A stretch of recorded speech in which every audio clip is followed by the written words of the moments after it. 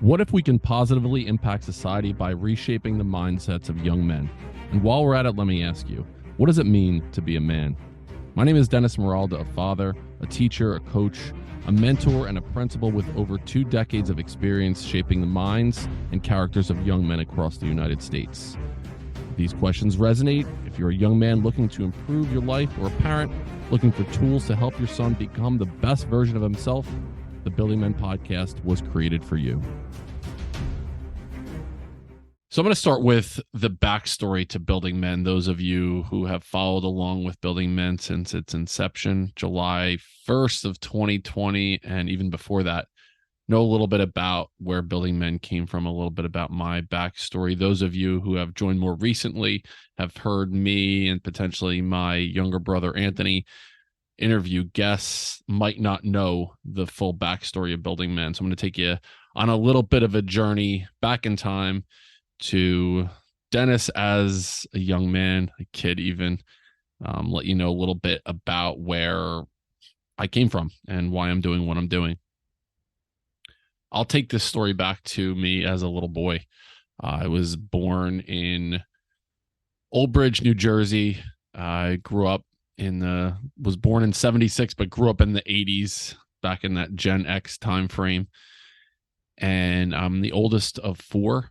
I was born to Dennis George Moralda and Patricia Frances Moralda. My mother is an absolute saint of a human being. My father is the antithesis of that. I grew up in a family where I was scared to death of my dad. I definitely craved his approval, and I craved love from my father. And there were little glimpses of that, I would say, along my journey, along my upbringing. I would get these little glimpses of love. It was usually around sports. My father was a really good athlete. He made a good living. He was a hardworking man. And the love that I received from my father was almost 100% around me doing well athletically. So I was a good athlete growing up. I played baseball, basketball, football. And me growing up, if I did well playing sports, my father showed me a little bit of love. We would go out for ice cream after games. He would tell me how good I was in sports, things like that. But if I didn't do well, I would get a tongue lashing from him. I would get verbally, mentally, emotionally abused. And for a majority of my life, I just thought that was normal, that's what dads did. And because I was a good athlete, he looked good in the eyes of his friends, right? In the other coach's eyes, because his kid was the best baseball player on the field most times. But I was scared to death of my father. And this whole time, as I'm growing up, I was constantly looking for other mentors, other role models, teachers, coaches, what have you. And I really couldn't identify or find many at all. And there were a couple of scenarios growing up where my father, it was just this, really negative, memory that I have. And when I think back to certain memories with my father, I can go back into this, childhood trauma response where I can still feel what it felt like to be that kid. There was one situation in particular where I was getting picked on by these 3 kids who lived up the street from me.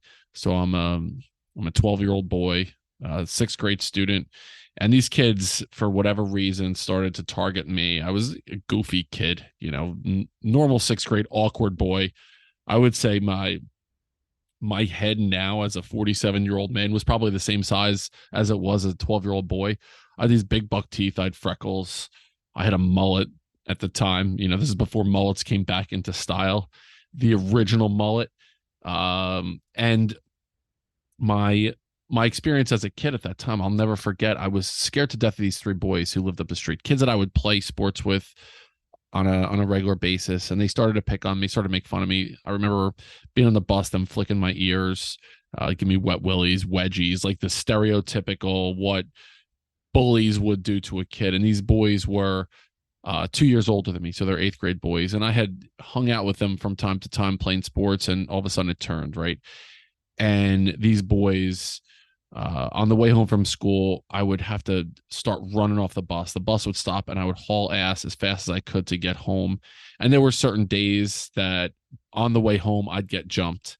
They'd catch up with me. They'd kick my feet out from under me. They were throwing rocks and sticks at me. I got punched. I got kicked. So these three boys, it made it really, really challenging for me. And I remember being in school at the time, and as a sixth grade boy going from class to class, I knew where these three kids were between every single class period. I knew what they had period one, period two, and I knew that I could potentially run into them in the hallway. So I was scared to death all the time in school for most of that year. And then I would go home. I was scared to death on the way home. And then I'd get home and I was scared to death of my father as well. So I grew up in a time where there was not a safe space for me. And we know that kids need at least a feeling of safety in some spot in their life. I didn't have that at all. And I couldn't tell my parents, I couldn't tell my dad that I was being picked on or being beat up in school. I just was scared to talk to him about that. But one time in particular, we were going to baseball practice, and on the drive to baseball practice, these three boys stood in the street. And as we drove past them, they gave me and my father the middle finger. And he looks at me and he goes, "Den, what's going on here? I thought you were friends with these kids." And I was like, "Dad, don't worry. Don't forget about it. Please, please. So, I don't want to, forget it. No big deal. They're just joking around."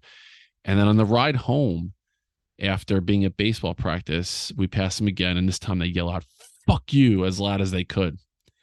And I remember as soon as that happened, my heart sunk into my chest. And I felt like I was going to throw up. He pulls into the driveway on two wheels and he tells me to go wait in my room. And so I go up the steps into my room, and I remember being scared to death at the time as well. And I remember shaking at that point, sitting on the floor in my room, a scared 12-year-old boy. My hands are shaking. I could still remember the feeling of rubbing my hands against the carpet, not knowing what was going to happen. This guy who I was scared to death of, that I was afraid of, going up to talk to the three boys that I was scared to death of and afraid of. I didn't see how this could potentially work out in any possible way in my favor. And it seemed like forever he was up there. But a couple minutes later, he came back into my room and he says to me, "Let's go. I arranged for you to fight Frankie one-on-one." This is one of those three boys. And I couldn't move. I could not move. And we know what happens when there's stressors in our life, right? There's these physiological responses to stress. And there's the fight response where you go at the stress, the flight response where you retreat from it, and the freeze response where you're unable to get your needs met and move. And I froze. I could not move. And he says it again, "Let's go. I arranged for you to fight Frankie one-on-one. Louie and Vinny won't jump in." Right? Frankie, Louie, Vinny, hey, yo. So couldn't move. I sat there frozen, and he looks at me and he goes, "They were right. You are a pussy." And he walks out of my room. This is a core memory for me. So in that moment, I sat on the floor shaking and crying, and I was desperate to get his approval. But obviously I was weak. I was a coward. I was a pussy. I didn't have what it took to be a man. And I went on this journey moving forward, like really trying to understand what it meant to be a man in the world. But at the same time, I fell into this trap of just trying to get people to like me. And so I went through the rest of my middle school and my high school years. I did well athletically. I did well academically. I did well socially, but there was this piece missing. And I felt a void in my life, not understanding still what it meant to be a man. I searched for mentors. I had a couple coaches along the way. I had a couple uncles who looked out for me a little bit, but no one that was really there to be this guide, this mentor, a father figure to me.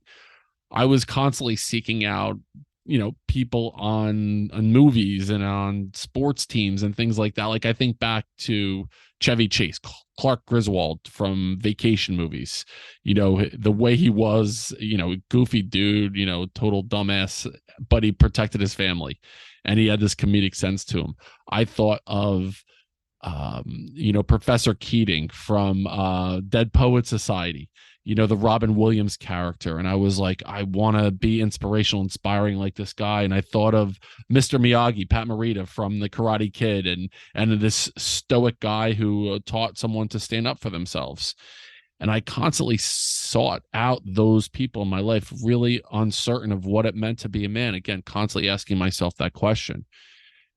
Growing up, I had three siblings. I have a sister, Tara, who's 2 years younger than me, a sister, Megan, who's 9 years younger than me, and a brother, Anthony, who's 14 years younger than me. And those of you who have followed along with Building Men, Anthony has been co-host from time to time, about a year and a half, 2 years ago on the podcast. And when Anthony was born, I was going into my freshman year of high school, and I promised him that I wouldn't let my father do to him what he did to me. So now I'm a high school kid, and I'm feeling a level of responsibility, not only to take care of, myself, but also my family and my siblings, to protect them from my father, from the wrath of my father.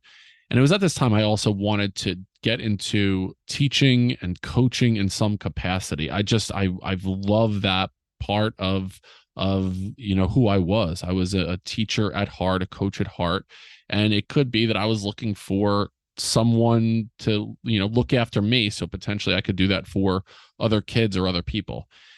And after high school, went to college. I studied education and I minored in sociology. I played baseball at the University of Rowan University in South Jersey. I was a Division III pitcher, average at best, I'd say. Love the teamwork aspect of it. Love the coaching aspect of playing baseball, and did this sociology major. And part of the major in sociology was I did an internship at a halfway home for at-risk boys.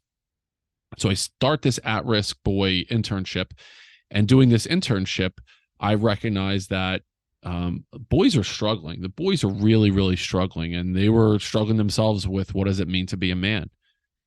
And so this internship that I was doing, the boys were there because they were the victims of physical or sexual abuse, or they were neglected by families, or the court system said they needed to be a part of an after school type program because they had committed some type of a crime or had been arrested.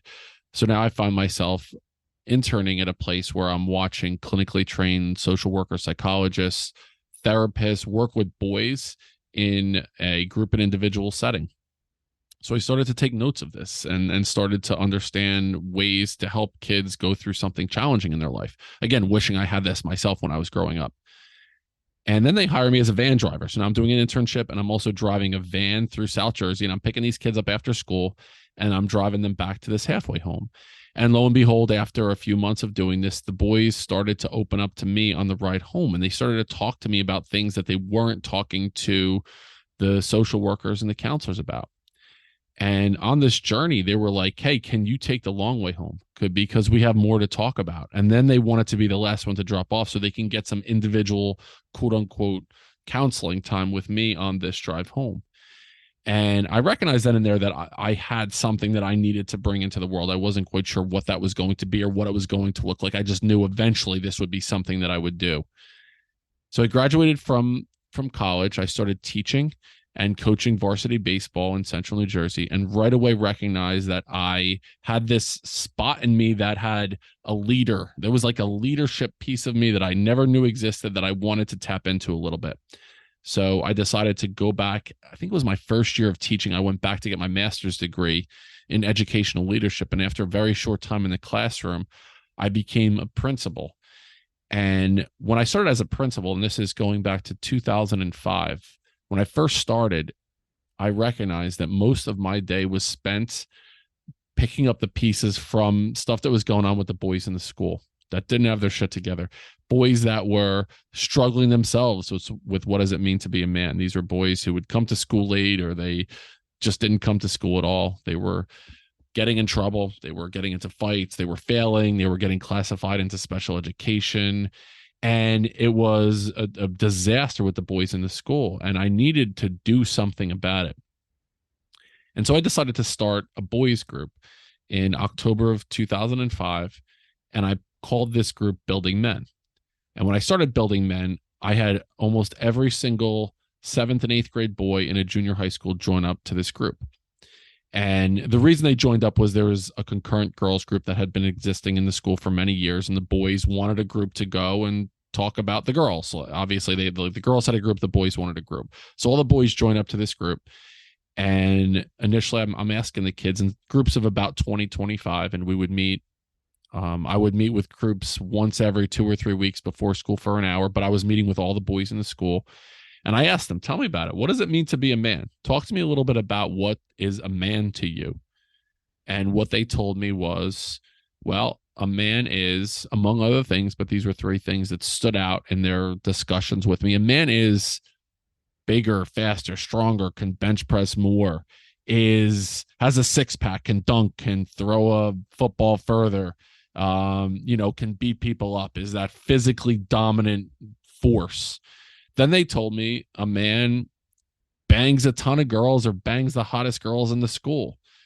So it was the notch on the belt idea, or sexual conquest. And the final thing was a man has the stuff. He's got the wealth. He's got the car. He's got the house. He's got the jewelry. It's living that pro athlete, rap star lifestyle. So it was physical dominance, sexual conquest, and accumulation of wealth or material things. And so what I challenged the boys to do was, what do you think about what it means to be a man outside of those things? What if those things were potentially taken away from you? What if you were unable to, what if, God forbid, you get into an accident and you're paralyzed from the waist down? Does that mean that you're no longer a man? Right. So I would challenge them to redefine what it meant to be a man. I said, why don't you think about your masculinity in terms of things that could never be taken away from you? What if what it meant to be a man came from your heart, inside of you, in your soul, in your head? Like, what if it had nothing to do with your physical appearance? What if it was about being authentic, being accountable to others? What if it was about being committed to a cause? What if it was about being humble but being confident at the same time, being respectful, being resilient, being a leader, being curious about things that are going on in the world? What if it was about being self-disciplined? And what if it was about service to other people? What if you being here on this planet helped another person breathe a little bit easier? What if that is what it meant to be a man? And so something magical began to happen with this group of boys. They started to come to school to be a part of these meetings. They started to come to school on time. They started to do better in their classes. They stopped fighting amongst each other, and they started to recognize that they can support one another and pick each other up rather than cutting each other down. And in 1 year of the Building Men program, in 2005, 1 year after this program existed, the suspension rate in this school dropped 75%, which was unbelievable.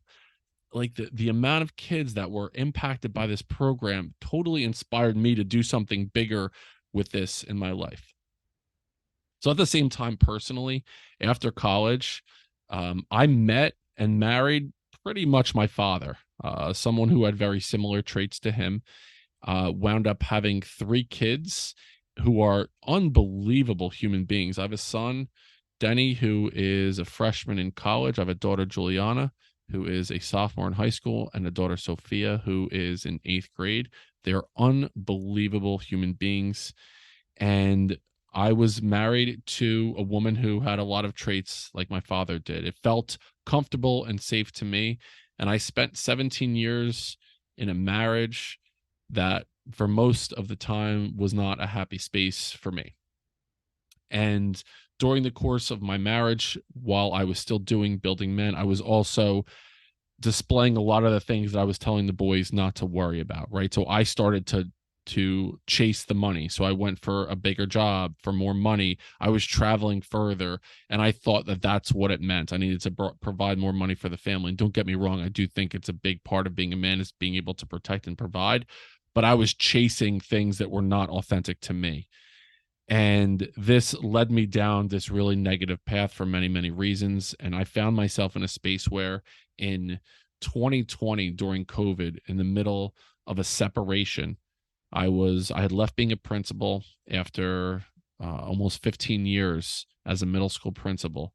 And I started working as a consultant and a coach all over the country, doing traveling gigs and doing professional development for educators. And I found myself during COVID separated. And as school shut down, my position as a consultant and a coach shut down. So I was during COVID with no money in the middle of a separation, which led to a divorce in one of the lowest points in my entire life. And I kid you not, during that time, I really thought about, would my kids be better off without me as a dad? So it was a 17-year, like, slow erosion and then a really quick turn down for me with my own mental health. And I had a really, really tough time with it. And I still remember after deciding to get divorced, there was a piece of me that during COVID was sitting in my car on the side of a road, and really wondering, what's next for me? How can I possibly be in this situation after everything that I've gone through in my life? How am I here right now? And a song came on the radio, and I listened to this song, and it was a song that I remember hearing many times when I was growing up, listening to music with my father. And the song was Already Gone by the Eagles. And there's a line in that song that goes, "So oftentimes it happens that we live our lives in chains and we never even know we have the key." And I listened to those lyrics again and again and again. And I played the song over and over and over again. And I made the decision in that moment that this was not the end for me. I went through some really difficult times, but that was not going to define who I was. So I decided in that moment, I'm going to do something with Building Men. I'm going to resurrect Building Men after having put a pause on it for a couple of years, and I'm going to do something with it. And I'm going to use my mess as my message in an attempt to inspire other people and help young men understand what it truly meant to be a man in the world. So I made the decision to start a podcast. And so I started the Building Men podcast July 1st of 2020. And the first episode was called The Decision. And I'll be honest, when I first did that episode, it was me. I scripted every single thing that I said. And I was super nervous before recording. And I did that many, many takes, and I edited the shit out of the episode. And you could even, if you go back and listen, there's several different stops and starts, and the sound quality is different every single time. It makes me cringe when I listen back to it. This likely won't sound much better than that, but it was me saying, okay, I'm going to do something bigger here. I'm going to do something bigger with my life. So I start doing the Building Men podcast, and this podcast took on several different iterations over the course of the last 3.5 years. One of the biggest ones was a fan that I gathered along the way, started listening to the podcast. I went on a date with a woman named Julie Verona, and before our first date, she found the podcast and started listening to it. She was going to cancel the date, but decided to go on a date with me because she was intrigued by the message. This is after 12 or 13 episodes of the podcast. And we go on this date, and that's September 1st of 2020 was our first date. And she has been one of the biggest influences in my life since then, and has helped me grow what I'm doing and really hone in on my message. So I just needed to take an opportunity to just call out. That was such a huge moment for me, was her joining the team of Building Men and being a part of what I'm doing as well. So Building Men turned into an opportunity to connect with other people. I started to interview some people along the journey. And throughout interviewing people, I made some unbelievable connections. I learned a lot about other people's plights and journeys and stories of resilience and perseverance and overcoming. And I loved talking to people, and I really dove into becoming a podcast host who did a ton of work to understand everyone's stories and to dive into what they had to say in the attempt to help me uncover what it meant to be a man, and anyone that began to listen. And then slowly but surely began to build a little bit of an audience and a community, and Building Men became a space that people wanted to go on and connect and share their own story. And during this time of like reinventing Building Men, I connected with a group called Enlightened, and I became certified as an Enlightened coach. And understanding, I have this ability to connect with young men. What I wanted to do was take that and potentially impact kids as a coach. So I went through a couple certification courses with Enlightened, had a lot of the people from Enlightened on the Building Men podcast. And during that time, uncovered this ability to coach kids. So I started coaching kids both in a one-on-one capacity and in a group capacity. And that led to me uncovering, all right, Building Men needs to be back in schools again.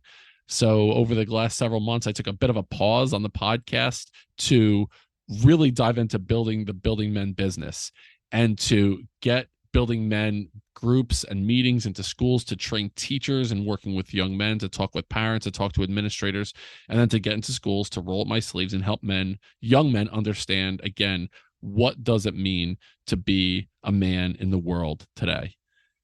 So over the last several months, I have taken a bit of a pause. I've only put out a couple episodes. So I wanted to come on just to let everyone know, one, if you have been following along, if you don't know the full story of where Building Men came from, I wanted to have an opportunity for you to get into, okay, what is Building Men?